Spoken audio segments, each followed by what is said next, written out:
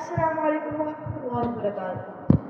آپ کو ہمارے یوٹیوب چینل لرنر کو خوش آمدید۔ آج ہم جس موضوع پر بات کرنے لگے ہیں وہ ہے اللہ پر ایمان۔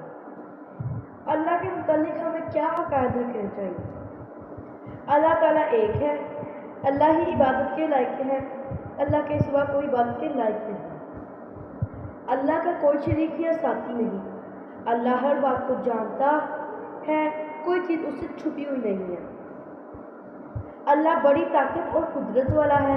اللہ ہی نے زمین، آسمان، چاند، سورج، ستارے، فرشتے، جنات اور تمام جہانوں کو پیدا کیا ہے اور وہی سارے جہانوں کا مالک ہے۔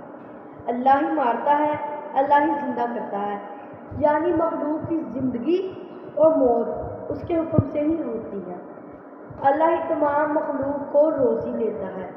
اللہ نہ کھاتا ہے نہ پیتا ہے۔